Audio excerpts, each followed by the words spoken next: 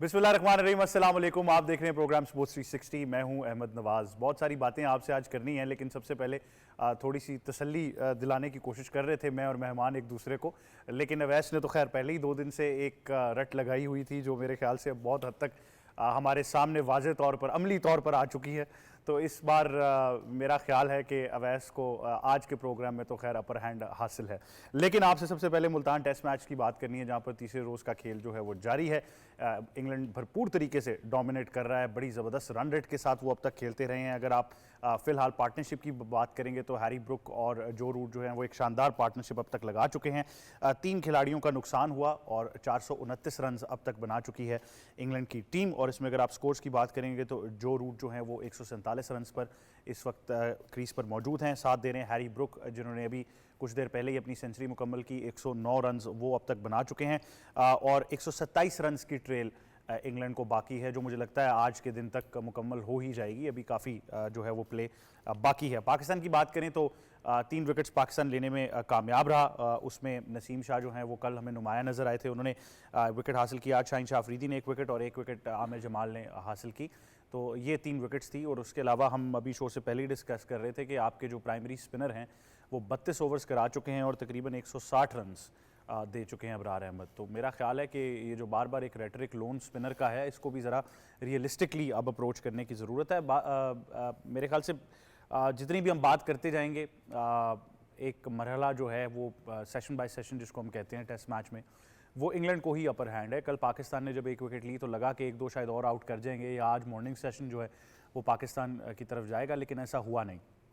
इस बारे में बात करनी है अब कि कैसे अब इस मैच में कमबैक करना है या किस तर्ज पर इस मैच को लेकर जाना है। इस पर ज़रूर गुफ्तगू करेंगे। अगर आप एक्शन बराह रास्त देखना चाहते हैं तो पाकिस्तान टेलीविजन स्पोर्ट्स के ऊपर एक्शन बराह रास्त है, हम आपको लम्हा बर लम्हा अपडेट करते रहेंगे। इसके बाद आपसे बात करेंगे वुमेन्स T20 वर्ल्ड कप की, जहां पर ऑस्ट्रेलिया ने भरपूर तरीके से एक साइड पर लगा दिया न्यूजीलैंड की टीम को और इतनी बड़ी शिकस्त हुई कि वो ग्रुप का जो एक पूरा मेरे ख्याल से तर्ज है वो बदल गया।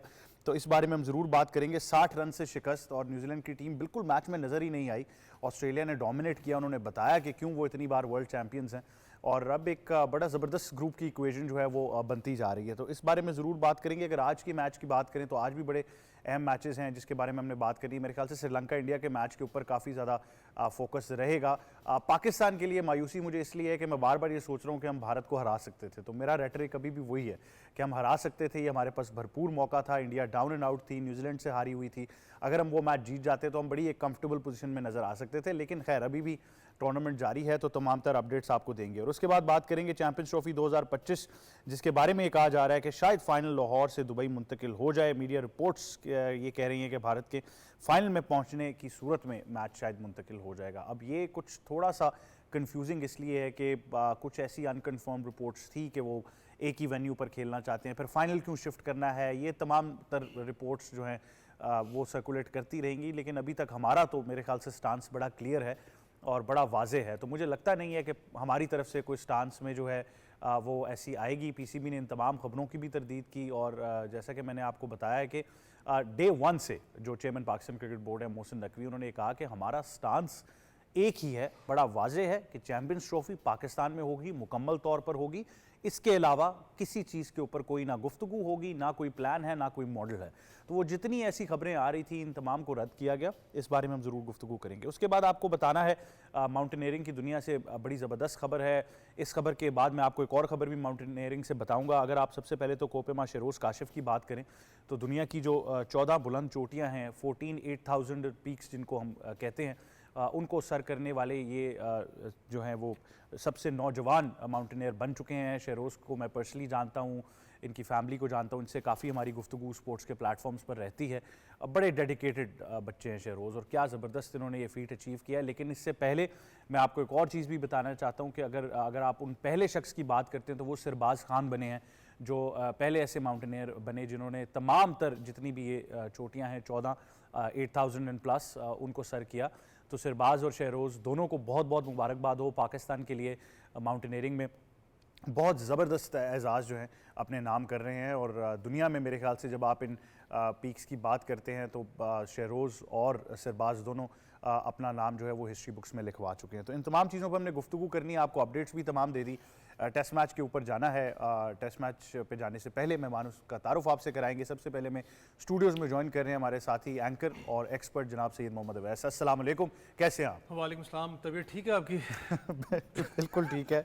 आपकी कैसी है तबीयत, ये बताएं। बहुत बेहतर है, बहुत बेहतर जो है। हालात चल रहे हैं ना बहुत बेहतर चल रहे वो हैं। आज आप उसी भी एग्रेसिव मोड में नजर आएंगे। खैर आज मैं तैयार हूँ, आज मैंने हेलमेट और चेस्ट गार्ड निकाल के रखा हुआ है।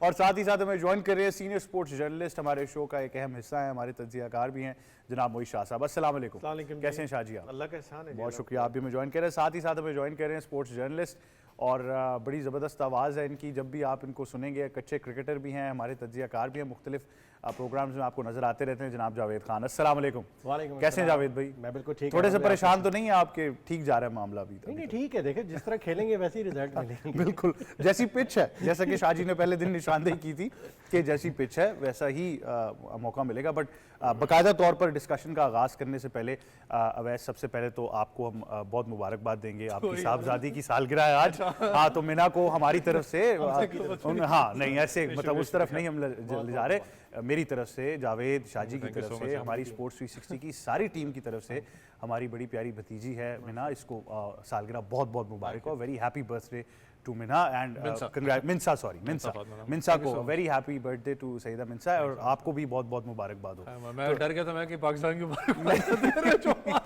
नहीं, ज़रूरी था, आपको भी मुबारकबाद थी और मिंसा को तो हमारी तरफ से खास मुबारकबाद है ना।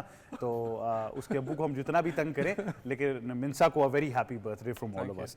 तो डिस्कशन का बाकायदा आगाज़ करना है। मैं अवैस की फायरिंग लाइन में आने से पहले शाह जी से गुफ्तगू कर लूँ। तो शाह जी, नथिंग स्पेशल मेरे ख्याल से, एज प्रेडिक्टेड आपने कहा था कि पिच ऐसी है, वही हमें नज़र आया है। सिर्फ एक वाज़ेह फ़र्क ये है कि उनकी रन रेट हमसे बहुत बेहतर है। सॉरी शाह जी से शाह जी आराम है। Nothing surprising even. Nothing surprising. Nothing surprising. Yeah, that was very much on cards right from the beginning. The moment I saw that pitch, मतलब जब मैंने देखा कि ये बिल्कुल प्लेसिड पिच है, इस पे जिस तरह बॉल आ रही थी, और मैं कहता हूँ कि वही रोड वाली सिचुएशन थी जिस तरह हम टेनिस बॉल खेलते हैं ना जी, एग्जैक्टली। तो टेनिस बॉल में थोड़ा सा ज़्यादा बाउंस होता है, इसमें इतना ज़्यादा बाउंस नहीं था कि वो प्रॉब्लम करे।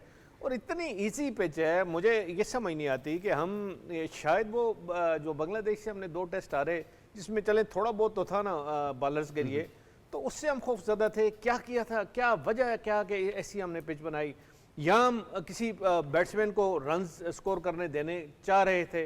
जिस तरह शान मसूद फॉर्म में नहीं थे, वो फॉर्म लग जाती उनकी, बाबर इतने फॉर्म में नहीं थे, वो लग जाती।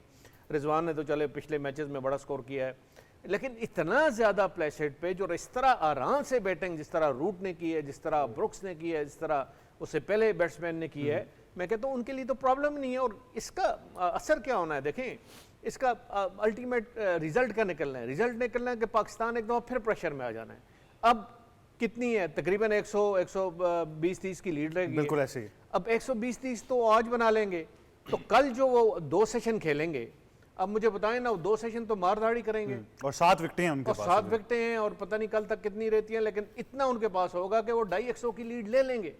अब 250 की लीड पे फिर पाकिस्तान को आखिरी दिन और आखिरी शाम को 4th डे इवनिंग को खिलाना, तो फिर आप ये समझे कि हम तो एक दफ़ा फिर अंडर प्रेशर आ जाएंगे। पिच जैसी भी होगी, प्रेशर फिर हम पे आ जाएगा। तो ऐसी पिच नहीं बनानी चाहिए अहमद। मैं ये समझता हूँ कि रेडर्स को भी, कि जिसमें आपके बॉलर्स के लिए कुछ ना हो। देखिए हमने हमारे स्पिनर्स जो हैं, एक स्पेशलिस्ट स्पिनर है जो हमने इब्रार रखा हुआ है, जिस तरह उनको खेला जा रहा है और जिस तरह वो नेगेटिव बॉलिंग कर रहे हैं, मुझे तो अफसोस ये हुआ है कि आप स्पेशलिस्ट स्पिनर हैं, आप लेग के बाहर कराई जा रहे हैं, अब उनको स्वीप कराई जा रहे हैं, स्वीप कराई जा रहे हैं कि एक ही मिस टाइम होगा, शायद कोई ऊपर जाए, शायद कोई निकले तो हम एक आध विकेट ले लें। ये नहीं होता। देखें आपको सही लाइन लेंथ पे बॉलिंग करानी पड़ती है। स्पिनर आपको गुगली यूज़ करनी पड़ती है, आपको फ्लिपर यूज़ करना पड़ता है, लेग स्पिन में कोई आपकी वैरायटी है, तेज़ स्लो, उस तरह आपको कराना पड़ता है, तब जाके विकेट्स मिलती है। लेकिन ये भी टेस्ट मुझे पाकिस्तान के हाथ से न सिर्फ जाता नज़र आ रहा है, बल्कि पाकिस्तान पे आखिरी दिन और कल शाम के टाइम पाकिस्तान पे प्रेशर वापस पाकिस्तान पे आता हुआ नज़र आ रहा है। वाज़ेह तौर पर हमें नज़र आ रहा है कि इंग्लैंड पूरे तरीके से डोमिनेट कर रही है। अवैस, आपने खैर ये खदशा जाहिर किया था, लेकिन मैं बार बार आपको याद दहानी कराता रहूँगा कि सैयदा मिंसा फातिमा की आज सालगिरह है, तो आप उस पर फोकस रहें ज़्यादा, तो उनके लिए कुछ इंतजामात करें, क्योंकि इंग्लैंड टीम ने हमारे लिए तो बड़ा ज़बरदस्त इंतजाम किया और वही हमें नज़र आ रहा है अभी। यार एक चीज़ अहमद भाई, इस मैच के बाद, क्योंकि चलें जॉय रूट को तो एक मुबारकबाद जो उसने रिकॉर्ड अपना तोड़ा है, लेकिन मैं कह रहा हूँ इस मैच के बाद एक और भी रिकॉर्ड जो मुझे नज़र आते हैं वो है कि शान मसूद 150, सो आगा सलमान, उसके बाद आप जॉय रूट पे आए, उसके बाद आप हैली ब्रुक पे। हैली ब्रुक वैसे ओनली बैट्समैन बन चुके हैं जिन्होंने 4 इनिंग्स पाकिस्तान में खेली और चारों में वो 100 कर चुके हैं। ये भी एक रिकॉर्ड अपना इस वक्त है। तो मैं कह रहा हूँ कि बहुत से रिकॉर्ड शायद आपको इस मैच के अंदर आपको नजर हमने ये बोला था कि जो रूट और हैरी ब्रुक, इन पर सारी बैटिंग लाइनअप रिलाई करती है और वही नजर आ रहा है। वो आपको नजर आ रहा है। लेकिन मुझे एक चीज पता है अच्छी क्या लगी है, अगर चले आप पूरी बैटिंग ऑर्डर की बात करें, एक खिलाड़ी आउट होता है, एक होता है ना कि आप दूसरा बैट्समैन आता है, जो हम बेसबॉल क्रिकेट की बात करते हैं। अगर मैं पूरे बैटिंग ऑर्डर को निकाल के देखूं, सिर्फ मुझे जॉय रूट नजर आते हैं जो एक शायद इनिंग्स को थोड़ा सा बिल्डअप करना जानते हैं, बाकी एक किस्म के बैट्समैन हैं। लेकिन सारे के सारे एग्रेसिव मोड में थे। आपने नहीं देखा किसी को, कोई होता है ना 150 खेल के 30-40 रन की प्रॉपर, जो एक प्रॉपर इनिंग्स होती है वनडे क्रिकेट की मिक्सचर, वो खेलते हुए हैं। लेकिन सबसे अच्छी चीज जो मुझे लगी, रोटेट द स्ट्राइक करते रहे उन्होंने, प्रेशर अपने ऊपर डाला नहीं है, रन रेट को वो मेंटेन करते हुए हैं सारे बैट्समैन। दूसरा थोड़ा सा विकेट के बारे में बात करूं, पेसर्स की जो हम बात कर रहे थे, क्योंकि जो टेस्ट नर्व्स हमने कहा था कि पाकिस्तानी प्लेयर्स की होगी, सिर्फ 5 से 6 गेंदें, मैं उसको गिनवा भी सकता हूँ किस ओवर की मैं बात कर रहा हूँ। मैंने नसीम शाह की देखी है स्विंग होते हुए, 2 या 3 गेंदें, शायद मैं गलत हूँ, लेकिन जो मैंने जज किया था नसीम शाह की, उसकी देखी शाहीन शाह अफरीदी की, उसके अलावा विकेट में मैंने कुछ नहीं देखा। दैट मीन्स के फिर मैं इस चीज़ को स्टिक अराउंड कर रहा हूँ, चौथे और 5वें दिन ये विकेट टर्न करेगा। किस लिए करेगा?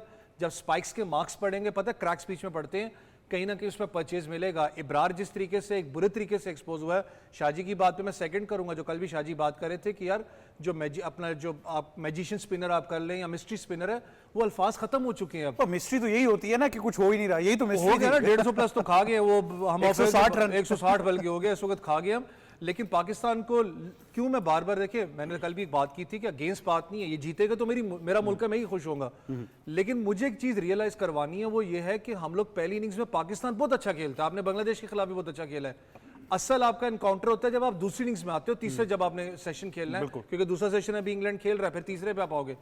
तीसरे सेशन के अंदर पाकिस्तान की हिकमत अमली क्या होगी? शाहजी वाली जो बात है कि अभी 150-160 का शायद रह गया, अगर वो 150 भी देते हैं, मैंने पाकिस्तान को 150 के ऊपर भी बहुत बुरी तरीके से फ्लॉप होते देखा पाकिस्तानी बैटिंग को। चैंपियंस ऑफ कोलैप्स कह रहे हैं। आप प्रेशर नहीं लेते हो, ये बड़ा एक होगा। यहाँ पर जो लोग कह रहे हैं ना कि शायद ड्रॉ की तरफ मैच जाए, मैं आज भी कहता हूँ ये रिजल्ट ओरिएंटेड मैच अच्छा, होगा। पहले दिन से हम तीनों मुत्तफिक थे इस बात पर, मैं आप और शाहजी, के रिजल्ट तो आ रहा है, ये तो खैर हम मेरे ख्याल से बड़ा क्लियर था हमें कि ऐसा नहीं होगा, रिजल्ट कहीं ना कहीं आएगा। लेकिन अगर अब ये ड्रॉ की तरफ यहाँ से जाता है तो मेरे ख्याल से इंग्लैंड फील करेगा कि शायद ये उनके लिए एक हार है, क्योंकि जिस तरीके से अब वो अपने आप को मुस्तहकम कर चुके हैं। इसमें 2 फैक्टर्स और बड़े ज़रूरी हैं, उन पर मैं गुफ्तगू करूँगा, बट पहले जावेद से हम कॉमेंट्स ले लेते हैं। जावेद, पाकिस्तान की बैटिंग के बाद बहुत सारे लोग जो हैं बड़े खुश हैं, क्योंकि मैं वही सबको कह रहा था, हमें बड़े अरसे बाद हमने देखा यार 550 रन से ज़्यादा हमने जो है ना वो स्कोर किया है, तो हम बड़े खुश थे कि पाकिस्तान बड़ी अच्छी फॉर्म में नज़र आया। लेकिन उसी खुशी में हम ये भूल गए कि हमने भी बॉलिंग करानी है ऐसी पिच के ऊपर, और इंग्लैंड जो है वो बेहतर तरीके से हमें चार्ज करेगा। बिल्कुल ऐसे ही है। मुल्तान की पिच, यही इब्रार था जिन्होंने 2022 में 7 wicket in the top order के जो बैटर थे उनको आउट किया था।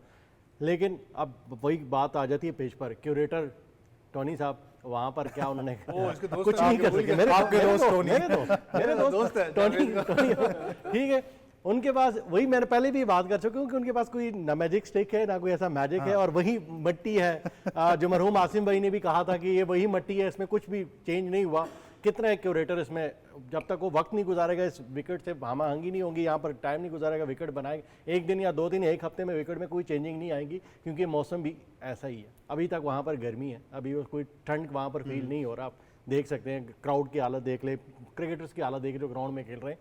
तो उन्होंने प्लानिंग की है, वो अपनी प्लानिंग के मुताबिक खेल, उन्होंने देखा, हालांकि कैप्टन सिफर पर आउट हुआ, आउटस्टैंडिंग कैच हुआ, अगर वो ना होता तो क्या होता, तो फिर कुछ और ही होता। खैर वो कैच की वजह से ही आउट हुआ। देखिए बैटिंग लाइनअप देख ले इंग्लैंड की, वो अक्सर उनके पिछले 5 से 7 टेस्ट मैचेस देखे तो बेन डकेट आता अपनी के साथ, उनको उन्होंने नीचे रखा, वो खुद आया कि मैं यहाँ से जो है ना, खैर इंजरी का भी फैक्टर था, ठीक है। हाँ जी, लेकिन प्लेइंग 11 में तो है ना, एक लेफ्ट और राइट का भी एक कॉम्बिनेशन था, ये भी आया खुद कि मैं जरा, लेकिन आमिर जमाल का एक अच्छा कैच था जिसकी वजह से थोड़ा सा थ्रिल आई मैच में कि हम 500 करके पहली विकेट जल्दी ले ली, सिफर पे कैप्टन आउट हो गए, एक प्लस पॉइंट होता है ना। लेकिन उसको भी हमने मजीद प्रेशर नहीं बढ़ाया। 30 यार्ड सर्कल के फील्डर जो है बिल्कुल ही कुछ देर के बाद जो है वो बिल्कुल डाउन हो गए। आज का दिन भी आपके सामने है कि बड़े सुकून के साथ जो है वो जो रूट अपने रन्स कर रहे हैं, रिकॉर्ड पे रिकॉर्ड बनाई जा रहा है, 12,000 से ज़्यादा के रन वो बना गया। पूरे अपने टेस्ट कैरियर में, और अभी भी वो लगा हुआ है, 150 कर चुका है तकरीबन, अभी भी देखे तो 155 पर वो खेल रहा है, और मजीद वो अपने 50-45 रन जो रहते हैं वो करके छोड़ेगा, क्योंकि कोई नामो निशान नज़र नहीं आ रहा, कोई चांस क्रिएट नहीं हो रहा, बॉलर की जानिब से, फील्डर की जानिब से कोई इस तरह की एक्टिविटी दिखाई नहीं दे रही कि हम कोई समझ आए कि फास्ट बॉलर अच्छा कर रहा है। जिस तरह स्विंग की बात की कि आउट स्विंग हो रहा है जी, इन स्विंग हो रहा है, नसीम शाह का और शाहीन के कुछ बॉल हुए, लेकिन कुछ ही हुए। अगर आपको थोड़ा बहुत रिस्पॉन्स मिल रहा है तो आप उसको यूटिलाइज़ करो। कैप्टन बहुत बड़ा किरदार होता है, उनको देखना चाहिए कि मुझे किस बॉलर को किस एंड से खिलाना चाहिए, कहाँ से हल्की फुल्की जो हवा से हमें मदद हासिल होती है, कब हमें सुबह के जो सेशन टू सेशन हमने कब किस बॉलर को यूज़ करना है। कप्तान ने इस वक्त सेंचुरी करके वो तो खुश है, हम भी खुश है कि हमारे कप्तान ने अपने टेस्ट कैरियर में एक और सेंचुरी कर ली, और एज ए कैप्टन। लेकिन क्या शानदार रिकॉर्ड है। आप जो रूट की बात करें, मेरे ख्याल से हम अपनी तो सारी चीज़ों को एनालाइज करेंगे, बट 35 सेंचुरीज, और खाली अगर आप इस साल की बात करते हैं तो मल्टीपल सेंचुरीज उनकी इस साल में हो चुकी हैं। ये 5वीं 100 है 2024 की जो रूट के लिए। नहीं, बाकी क्रिकेट छोड़िए, उनका फोकस रेड बॉल पे, वो T20 नहीं खेल रहे, उनको कोई जरूरत ही नहीं है। छोटा सा कप्तानी का स्टंट उनका भी चला था बीच में, हाँ। खैर उन्होंने कहा नहीं मैं नहीं, फोकस उन्होंने कहा मैं अपना, देखिए यही बात जिमी ने भी की थी, उन्होंने बहुत अर्ली उन्होंने कहा जी मैं सिर्फ रेड बॉल के लिए, और सब पूछते रहे कब रिटायरमेंट लेंगे, उन्होंने कहा जब मैं खुद समझूंगा ना कि मुझे रिटायरमेंट लेनी चाहिए तब मैं ले लूंगा, आप उसकी टेंशन ना लो। फिटनेस का राज किया 40 साल प्लस, उसने कहा मेरी क्रिकेट रेड बॉल है, मैं क्रिकेट इंग्लैंड के लिए। और फिर उन्हें जाते जाते ये भी कहा था कि अगर मैं रिटायर भी हो जाऊंगा इंग्लैंड क्रिकेट से तो मैं इंग्लैंड क्रिकेट से ही जुड़ा रहूंगा, मैं आपको डगआउट में, पवेलियन में नजर आऊंगा, रेड बॉल क्रिकेट में मैं वहां पर आपको नजर आऊंगा कि मैं यंगस्टर को जो है वो कुछ सिखा सकूं, जो इंग्लैंड ने मुझे जो आज मुकाम दिया हुआ है ना, तो मैं ये वापस दूंगा इसी सूरत में। बिल्कुल ऐसे ही है। जो रूट की बात कर रहे हैं, क्या शानदार प्लेयर हैं, और मेरे ख्याल से टेक्स्ट बुक क्रिकेट हमें नज़र आती है। अपने आप को इम्प्रोवाइज़ भी किया है, evolution of a modern day cricketer भी उनमें नज़र आई। ख़ास तौर पर वो जो एक थर्ड मैन की बड़ी सिग्नेचर उनकी स्ट्रोक रही, जिस तरीके से वो छक्का मारते थे फास्ट बॉलर्स को थर्ड मैन के ऊपर, वो एक रिवर्स स्कूप सा था, वो बड़ा फेमस हुआ। एक करियर उनका स्टार्ट है, इसको आप मुलाहिजा फरमाइए, इसको डिस्कस करते हैं। ये ओवरऑल जो रूट का करियर जब आप मुलाहिजा फरमाएंगे तो आपको नज़र आएगा 35 सेंचुरीज अब तक अपने करियर में बना चुके हैं जो रूट। शानदार तरीके से इन्होंने टेस्ट मैचेस को डोमिनेट किया है। 146 टेस्ट मैचेस, 12,000 से ज़्यादा रन्स, 50.62 की एवरेज, और स्ट्राइक रेट भी 50 से ऊपर। और जिस तरह मैंने कहा कि अब तक 35 सेंचुरीज और बहुत ही ज़बरदस्त तरीके से इन्होंने डोमिनेट किया है। वनडे को भी डोमिनेट करते रहे, वहाँ पर भी 6,000 से ज़्यादा रन्स बना चुके हैं, 47 की एवरेज वहाँ पर थी। तो एक कंप्लीट क्रिकेटर आपको जो रूट जो है वो नज़र आते हैं। तो मेरे ख्याल से जहाँ हम अपनी चीज़ों को तनकीद की निगाह से देख रहे हैं, वहाँ अप्रीशिएट भी करना चाहिए। कोई भी कंडीशन हो, इंग्लैंड को बहुत अरसे बाद ऐसा बैटर मिला। हम बार बार कहते थे कि उनके मिडिल ऑर्डर में वो डाइवर्सिटी नहीं नज़र आती, तो वो अब हमें नज़र आना शुरू होगी। मज़ीद हमने गुफ्तगू करनी है, शो का हिस्सा बनाएंगे। हमें एक और तजियाकार ज्वाइन कर रहे हैं, फरहान निसार। अस्सलाम वालेकुम फरहान, कैसे हैं आप? जी वालेकुम सलाम, मैं बिल्कुल ठीक हूँ। फरहान बहुत शुक्रिया आप हमें ज्वाइन करें। क्या कहना चाहेंगे, अब तक का खेल जो है मुलाहिजा फरमाया होगा आपने भी, तीसरे रोज का खेल जारी है, भरपूर तरीके से पाकिस्तान को डोमिनेट कर रहा है, आप क्या कहना चाहेंगे? देखिए बैटिंग पे ट्रैक है, मैं सुन रहा था कि जो पिचेस हैं वो भी इसी तरह की ही बनेंगी, और शायद ये इन्हें कहा गया है कि इस तरह का जो है ना ट्रैक बनाया जाए, क्योंकि आप देखिए कि ये जो टोनी आए हैं बाहर से, इन्होंने जब हम फैसलाबाद में मौजूद थे तो बड़े अच्छे स्पोर्टिंग ट्रैक थे और बड़े अच्छी क्रिकेट वहाँ पर खेली गई।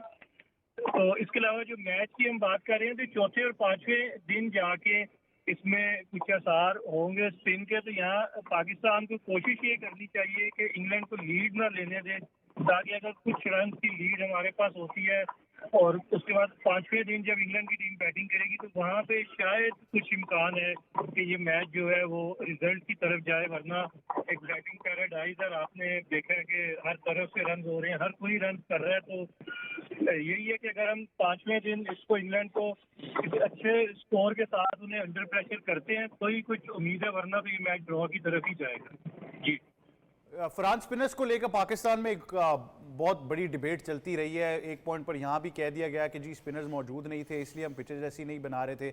अब हम अबरार पे रिलाई करते हैं एज अ लोन स्पिनर, ना कोई साजिद की बात करता है ना नुमान की। एक फुकदान नजर आ रहा है स्पिनर्स का, इसके ऊपर आप क्या कहना चाहेंगे? क्योंकि ट्रेडिशनली अगर आप देखें तो पाकिस्तान को एटलीस्ट इस खाने को तो टिक करना चाहिए। देखिए T20 क्रिकेट की वजह से ना जो स्पिनर्स हैं वो ज्यादा तेज गेम करना शुरू हो गए हैं। उनका जो आर्म है ऊपर से साइड से आ रहा है। हमने डोमेस्टिक में बहुत सा ऐसे देखा तो कोई स्पिनर दिखाई नहीं दे रहा उस तरह से कि जिसे हम 4 डे का या टेस्ट मैच का स्पिनर के हैं, तो यही वजह है कि नुमान अली को 37 साल की उम्र में दोबारा रिकॉल किया गया।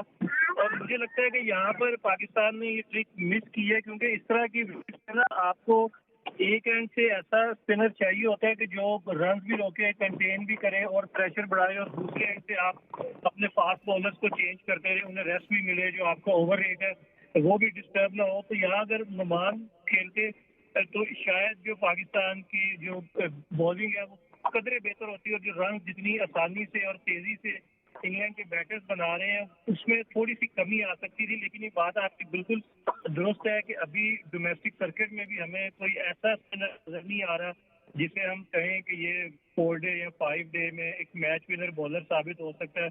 और उस पर सोने पे सुहागा ये हुआ कि जब पाकिस्तान चैंपियंस कप हुआ है उसमें हमने उन तमाम स्पिनर्स को बाहर कर दिया जो 32, 33, 34, 35 साल के थे। तो स्पिनर्स के बारे में कहा जाता है कि वो 30 के बाद ही बनता है। तो जब आप ऐसे स्पिनर्स को खिलाएंगे नहीं तो उसके दौरान ये होगा कि एक तो जो बैटर्स हैं उन्हें अच्छे बॉलर्स को खेलने का मौका नहीं मिलेगा, और इसके अलावा जो स्पिनर्स हैं वो भी ग्रूम नहीं होंगे। जी बिल्कुल ऐसे ही है। फरहान, आप हमारे साथ मौजूद रहिएगा। स्टूडियो की तरफ वापस आते हैं। शाहजी, 2 अहम सवाल हैं इसके अंदर। सबसे पहले तो रन रेट का वाज़ेह फ़र्क जो है उसको डिस्कस कर लेते हैं। पाकिस्तान ने अपनी इनिंग्स जब मुकम्मल की तो 3.73 का रन रेट था मुकम्मल करने के बावजूद, और इंग्लैंड अभी तक इनिंग्स जारी है 5.09। एक बहुत बड़ा फ़र्क है। और ये बात सिर्फ इंग्लैंड के खिलाफ नहीं है, बहुत अरसे से हम ये बात करते हैं। इवन जब पाकिस्तान ऑस्ट्रेलिया में भी खेलने गया तो यही बात हम कर रहे थे कि रन रेट बड़ी मैटर करेगी कि आपने रन्स किस तरह बनाने हैं। एक तो मैं चाहूँगा आप इस चीज़ पर ज़रूर गुफ्तगू करें, और दूसरा सवाल फिर वही जो फरहान ने भी जिसकी निशानदेही की है कि स्पिनर का खाली काम अक्सर विकेट्स लेना नहीं होता। नेथन लाइन की हम मिसाल ले लेते हैं कि वो एक एंड से कंटेन करते थे, अपने फास्ट बॉलर्स को सपोर्ट कर रहे थे, बट हमारा स्पिनर का पूरा डायनामिक ही चेंज हो गया कि वो सबसे ज़्यादा रन्स तो अबरार लीक कर गए। तो आप किस तरीके से फिर सपोर्ट करेंगे अपने बॉलर्स को? लेकिन पहले तो आपने रन रेट की बात की। रन रेट खासकर ऐसी पिचेस पे जो प्लेसेड होती हैं जिनमें बहुत कुछ होता है बैट्समैन के लिए, तो उसमें रन रेट बड़ा मैटर करता है। क्योंकि देखें जैसी भी पिच है आखिरी 1-1.5 दिन जरूर स्पिनर को हेल्प करती है। और यहाँ पे तो इंग्लैंड के पास 2 स्पेशलिस्ट स्पिनर हैं। पाकिस्तान ने 2 स्पेशलिस्ट स्पिनर निकलाए, लेकिन इंग्लैंड के पास हैं। उनको पता है कि पाकिस्तान क्रैक कर जाता है बैटिंग फॉर सेकंड टाइम, या अंडर प्रेशर आता है, या 200-250 उनको अगर देखते हैं कि हमने बनाना है और मैच सेव करने के लिए बनाना है तो मसला बन जाता है। तो मेरा ख्याल है इस वक्त भी हम देखें तो इंग्लैंड का पल्ला भारी है। इंग्लैंड ज़्यादा अच्छी पोजीशन में है क्योंकि उनके पास स्पिनर हैं और स्पिनर की यूटिलाइजेशन, और अच्छे स्पिनर हैं दोनों। शोएब भी अच्छे हैं, अली तो वैसे एक्सपीरियंस स्पिनर हैं। रेहान अभी नहीं खेले, रेहान अभी खेले ही नहीं है। उसको भी अगर वो लेग स्पिनर है वो भी बहुत अच्छा स्पिनर है, लेकिन उनका बाजार ये लगता है कि पाकिस्तान पे वो प्रेशर डालने की और मैच जीतने की कोशिश करेंगे। ये तो एक इसका बात होगी। और दूसरा आपका क्वेश्चन था पता नहीं अबरार के बारे में, देखिए स्पिनर कंटेन नहीं कर रहा। देखें स्पेशलिस्ट स्पिनर क्या होता है। स्पेशलिस्ट स्पिनर होता है फॉर रेड बॉल क्रिकेट, कि जिसको लूप देना है, जिसको फ्लाइट देना है, जो बैट्समैन को खींच के बाहर निकाले, बैट्समैन को मुख्तलिफ तरीके से खिलाए।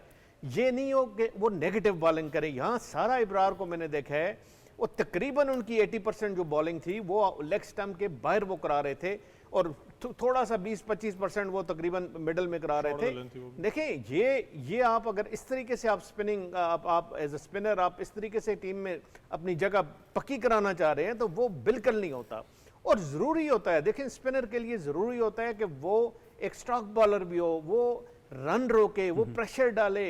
लेकिन ऐसी पिच पे और इंग्लैंड के खिलाफ, और जो इंग्लैंड स्टाइल ऑफ प्ले है, और जिस तरह इंग्लैंड ने पिछली सीरीज में इंग्लैंड ने प्रूव किया है कि वो किसी वक्त भी एक सेशन में 200 रन बनाए हुए हैं। आप खुद देखें कि एक सेशन में जब last time they were here in 2022 तो वो उन्होंने एक सेशन में 200 रन बनाए, और वर्ल्ड रिकॉर्ड उन्होंने बनाया एक दिन के। लेकिन शाहजी, आपने डोमेस्टिक क्रिकेट बहुत करीब से कवर किया, आपके पास वो सारा डेटा और वो सब चीज़ें आप क्योंकि लिखते भी रहते हैं।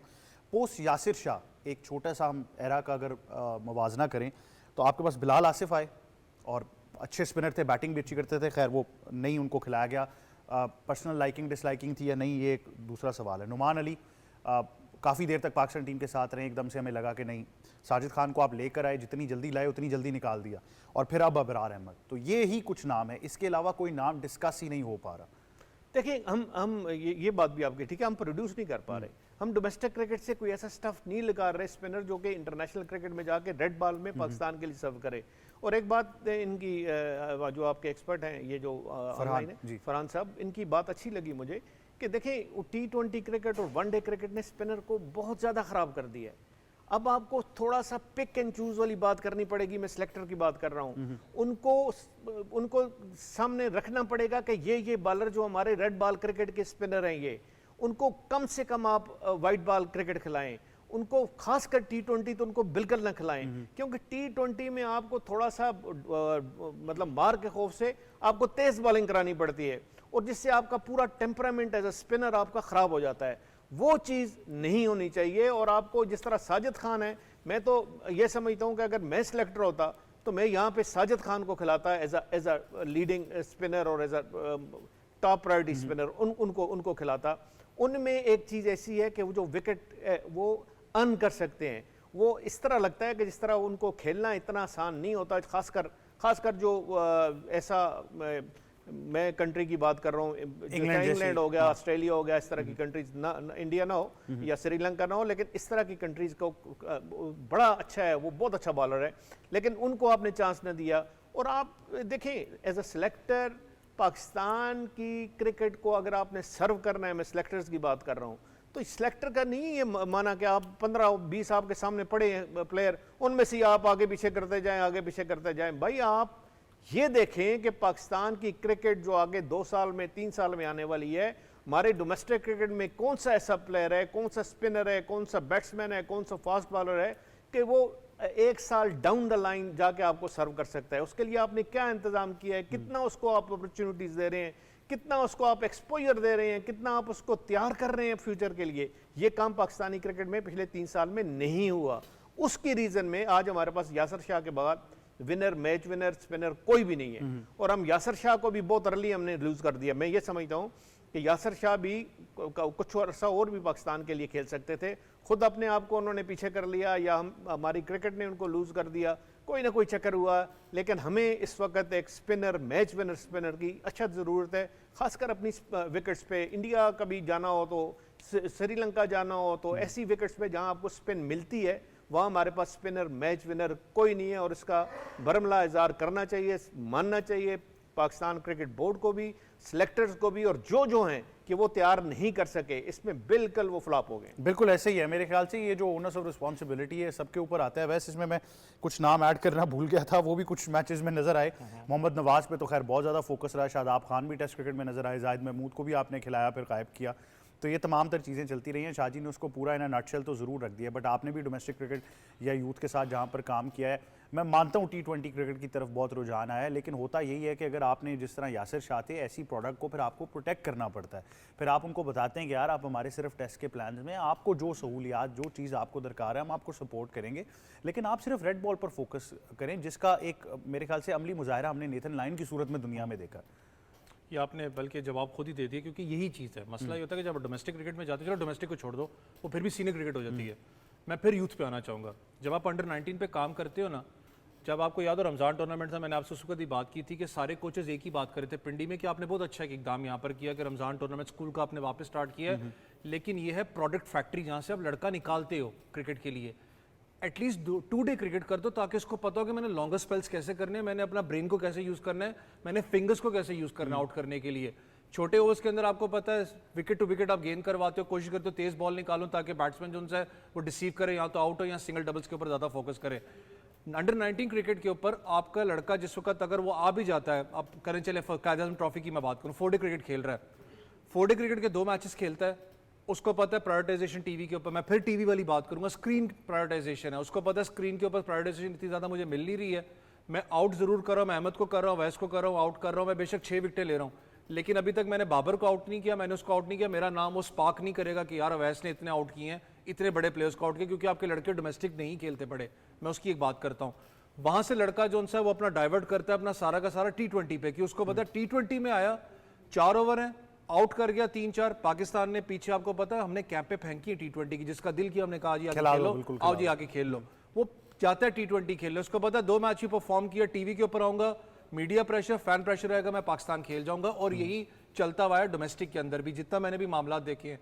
सबसे बड़ा एक इशू जो कल मुझे कप्तानी के अंदर आज लगा है, शान मसूद की बात करूं, मैं उस वक्त देख रहा था शाहीन शाह अफरीदी ने जो आउट किया जिस पर आमिर जमाल ने कैच पकड़ा है, अगर आप बाबर आजम का वो देखें ना, कैमरा उसके ऊपर फोकस था, बाबर ने जाके शाहीन से उससे बात की अपना शान मसूद से कि यार फील्ड थोड़ी चेंज करो, शायद कुछ विकेट आपको विकेट अगले बॉल पे मिली।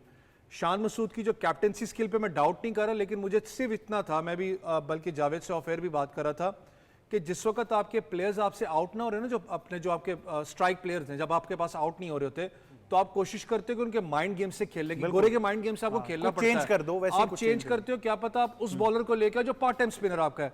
शान ने कितने ओवर करवाए हैं, ठीक है आप इंग्लैंड में खेलते हो, शायद उनको आपकी सारी शान ने कितने ओवर्स करवाए हैं नेट में, आप करवाते रहते हो ना मीडियम पेस, शान को छोड़ दो।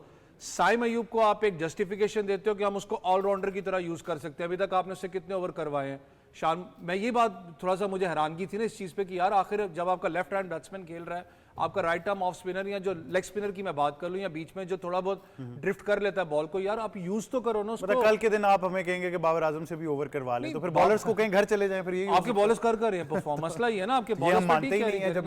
जब मैं सवाल करता हूं कि भाई मीर हमजा क्यों नहीं खेले, तो फिर हम कहते हैं कि कैसे ड्रॉप कर देते, वो सवाल नहीं। ये इशू है ना, मैं ये तो इसका मतलब फिर आप डरते हैं, आप डरते हैं इस चीज से कि कल कोई प्रेशर हमारे ऊपर आएगा, हम जवाब आपके सामने है। मैंने आपको कल भी बात की थी ना कि आपने 2 टेस्ट मैचेस को मैं करूंगा, पिंडी वाले को नहीं करूंगा, पिंडी में कूल वेदर आपका, बिल्कुल आपने 2 टेस्ट मैचेस बिल्कुल। मैं एक अपडेट फॉरन से पहले शामिल कर लूं, फिर मैं जावेद की तरफ भी जाता हूं। नहीं, 100 रन की ट्रेल रह गई तो इंग्लैंड जो है वो 456 रन बना चुका है, 3 ही खिलाड़ी उनके आउट हैं। जो रूट इस वक्त 162 नॉट आउट, हैरी ब्रुक 121 और सिर्फ 100 रन की ट्रेल रह गई। और जैसा मैंने कहा, ये मुझे सिर्फ आज खत्म होते हुए नहीं नजर आ रही, आज लीड भी नजर आ रही है। तो जावेद, अब आपने सारी गुफ्तगू सुन ली, ये हम सब का एक दुख दर्द एक ही है, स्पिनर्स ना हमने बनाए हैं ना फोकस किया है, यहाँ तक कि कोई एक्सेप्ट भी नहीं कर रहा। अभी तक बात भी किसी कोच ने, किसी मैनेजमेंट से, डोमेस्टिक में पीसीबी से किसी ने नहीं कहा कि यार एक दफ़ा सोचें तो सही, हमारे पास तो स्पिनर ही नहीं है डोमेस्टिक में।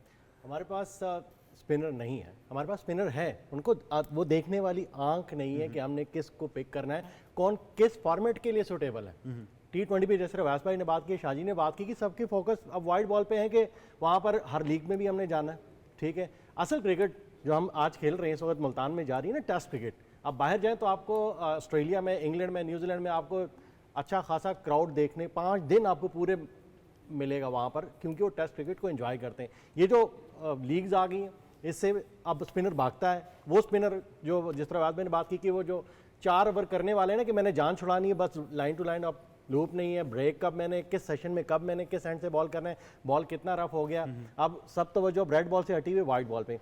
हमारे जो डोमेस्टिक के कोचेज हैं, क्या उनमें कोई ऐसा कोच नहीं है जो जिसकी सिर्फ ड्यूटी ही स्पिनर्स के लिए लगा दी जाए कि आपने लेग स्पिनर या ऑफ स्पिनर को ढूंढना कोई है, कैंप हो जाए, ठीक कुछ है? भी हो सकता है। होता था पहले होता था कि स्पिनर्स का जो है वो कैंप लगा है, बैटर का लगा है, फास्ट बॉलर का लगा है।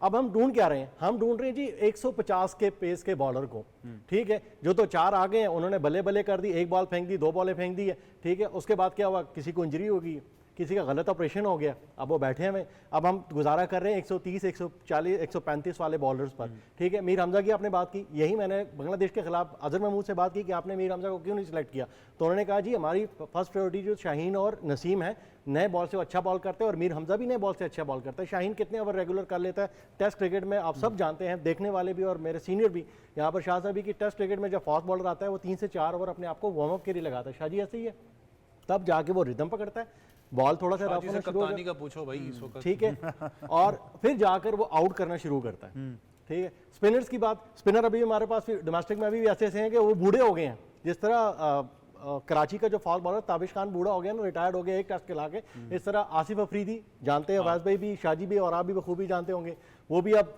जो है वो उम्र के उस हिस्से में कि चंद दिनों के बाद रिटायरमेंट आ जाएगी। अभी भी वो अभी भी प्रेसिडेंट कप खेल रहे हैं, अगर मैं गलत नहीं हो तो अभी भी खेल रहे हैं। खालिद उस्मान अहमदाबाद से खेले, सवाबी से उनका ताल्लुक है, ठीक है।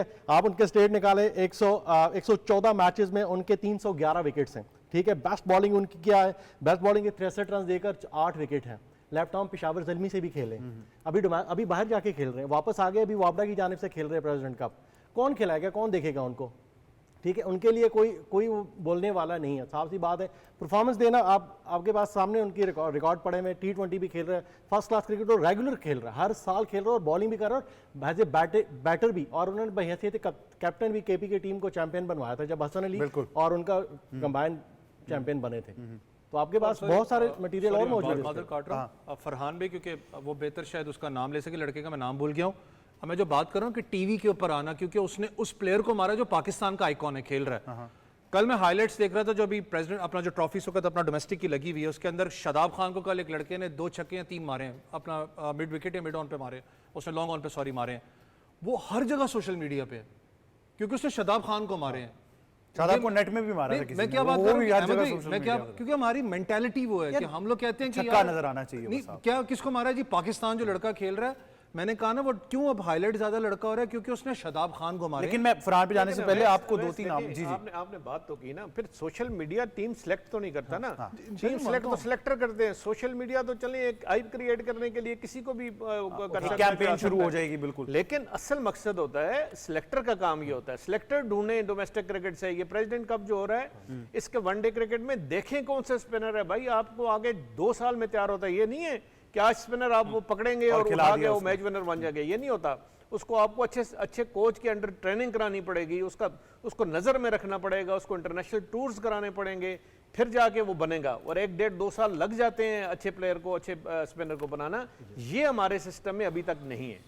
जो बहुत ज़्यादा यंगस्टर हैं उन पे अभी यही रिलाय कि वो 4 डे क्रिकेट के लिए या टेस्ट क्रिकेट के लिए ज़्यादा सुटेबल नहीं, अभी यंग है, अभी सीख रहे हैं। जो 38 साल के हैं, जो 35 साल के हैं, फिर उनको रेगुलर आप कैंप में रखें, टीम के साथ लेके जाएं, उनको खिलाएं, मौके दें, ठीक है। 2-2 टेस्ट खिला के आप लोगों ने फारिग किए हैं। अब मैं कुछ कमेंट ज़रूर शामिल करता रहता हूं। पहले तो अरसलान खोकर का एक कमेंट आया है, वो कह रहे हैं कि अवैस का खदशा बिल्कुल दुरुस्त साबित हुआ है। मैंने कल ही कहा था ये 550 तो आराम से कर लेंगे, और बिल्कुल जी, हम एग्री करते हैं अरसलान साहब। और मेरे ख्याल से इस वक्त सबसे ज़्यादा एग्री इंग्लैंड कर रहा है इस बात के साथ। तो उन्होंने कहा कि क्योंकि अवैस हमारे भाई ने हमारे साथ बहुत काउंटी क्रिकेट खेली हुई है और उन्होंने हमें ये रिक्वेस्ट की थी, तो हमने कहा भरपूर तरीके से इस लीड को जो है वो ख़त्म ज़रूर करेंगे।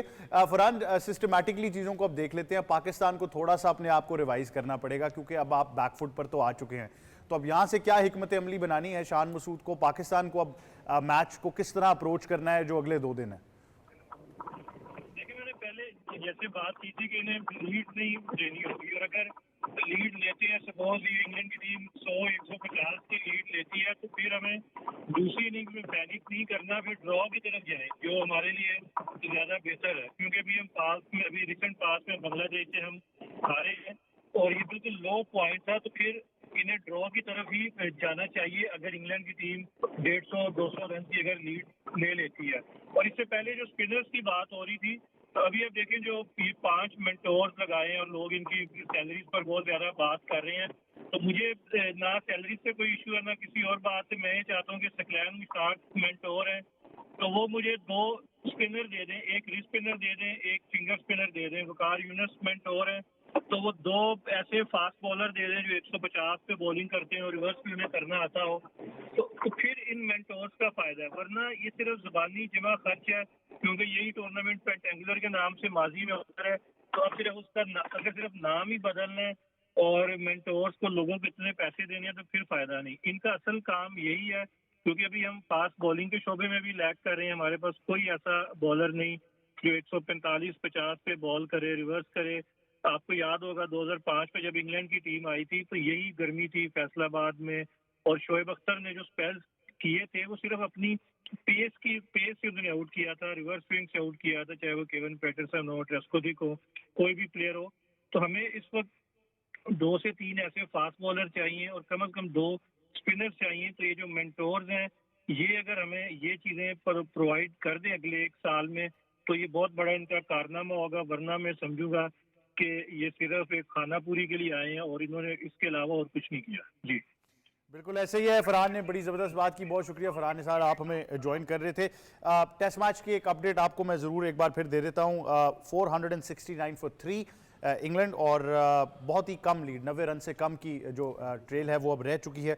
जो रूट और हैरी ब्रुक दोनों इस वक्त क्रीज पर मौजूद हैं, तो लग यही रहा है कि पूरे तरीके से इंग्लैंड डोमिनेट कर रही है। अगर आप तमाम तरह एक्शन बरह रास्त देखना चाहते हैं तो पीटीवी स्पोर्ट्स का रुख कीजिए, हम आपको ज़रूर अपडेट अपने प्लेटफॉर्म से कर ही रहे हैं। वुमेंस क्रिकेट के ऊपर थोड़ी सी बात करते हैं जाने से पहले। एक बहुत बड़ी शिकस्त हुई न्यूजीलैंड को कल, और मोहित शाह साहब उसकी वजह से पूरा ग्रुप जो है वो एक किस्म का चेंज हो गया। बड़ा एक ओपन सा प्लेटफॉर्म नजर आ रहा है, बट जिस तरह आप भी कह रहे थे शो से पहले कि श्रीलंका इंडिया का मैच अब बहुत इंपॉर्टेंट हो जाएगा। देखिए, जहाँ खेलने की बात आती है ना शारजा में, तो वहाँ बैटिंग सेकंड करना इतना इजी नहीं है, क्योंकि हमने इस टूर्नामेंट में भी, बल्कि और उससे पहले भी सारे मैचेस में देखा है कि बैटिंग सेकंड करना, चेस करना वहाँ तकरीबन इम्पॉसिबल है। क्योंकि उसके बाद जब सेकंड बारी आप करते हैं तो बॉल लो रहती है, स्पिन ज़्यादा होता है, मुश्किल में होता है। और वही एग्जैक्टली वही हुआ कल न्यूजीलैंड के खिलाफ। न्यूजीलैंड की 88 ऑल आउट हो गई। हालांकि वो न्यूजीलैंड की अच्छी टीम है, इतनी टीम है कि वो फाइट दे सकती थी, लेकिन उन्होंने फाइट ना दिया। अब आज का बहुत इंपॉर्टेंट मैच जो सेकंड मैच है, इंडिया और जो श्रीलंका के अगेंस्ट है, और ये श्रीलंका ने इंडिया को हराया हुआ है। एशिया कप के फाइनल में आपको पता है कि श्रीलंका ने बड़ी आसानी से वो मैच जीत लिया था। अगर श्रीलंका की परफॉर्मेंस अच्छी होती है आज और श्रीलंका हरा देता है, और श्रीलंका की जो टॉप की बैट्समैन है अतापतु, उनको अगर उनका कोई आज रोल होता है, स्कोर कर देते हैं, तो फिर ये जो पूल है ना जी, ये और अच्छा हो जाना है। उसके बाद पाकिस्तान के चांसेस बढ़ जाने हैं। अभी पाकिस्तान वैसे भी अपने ग्रुप में सेकंड पोजीशन पे है, लेकिन उसके बाद पाकिस्तान को फिर न्यूजीलैंड के साथ जो मुकाबला होना है वो देखने वाला होना है, और फिर वो फैसला करना है कि जाके किसने सेमीफाइनल। अच्छा, आपने एक बड़ी जबरदस्त बात की थी इसके अंदर कि आपने कहा था कि इंडिया को कुछ ज्यादा ही ओवर हाइप किया हुआ था, लेकिन बड़े बुरे तरीके से नहीं, वो वजह क्या थी? मैंने आईसीसी की जो इंटरनेशनल क्रिकेट काउंसिल है उसकी काफ़ी जो मेरे साथ कम्युनिकेशन होती है या प्रेस रिलीजेज आती हैं, या उसमें इंडिया को इतनी हाइप दी हुई थी कि इस तरह लगता था कि ऑस्ट्रेलिया शायद इस दफा फेवरेट नहीं है, तो वो इंडिया फेवरेट है। और जो हाल किया न्यूजीलैंड ने इंडिया का, तो वो देख के तो ये लगा कि इंडिया कहीं भी नहीं है। बिल्कुल ऐसे ही है। बट मोहित शाह साहब, जावेद आपका और वैसा आपका बहुत शुक्रिया कि आप हमें ज्वाइन कर रहे थे। डेफिनेटली मेरे ख्याल से पाकिस्तान के पास एक भरपूर मौका ज़रूर है कि क्वालिफिकेशन का दरवाज़ा खुला हुआ है। श्रीलंका अगर आज भारत को शिकस्त दे पाती है तो फिर हमारे पास एक वाज़ेह पिक्चर आ जाएगी, लेकिन शर्त यही है कि आपने अपने मैचेस एटलीस्ट जीतने हैं। खास तौर पर न्यूजीलैंड को आपने हराना है और फिर ऑस्ट्रेलिया के साथ देखना है कि कैसा टाकरा रहता है। यही था आज का स्पोर्ट्स 360। मुझे और टीम को दीजिए इजाज़त। अल्लाह हाफ़िज़।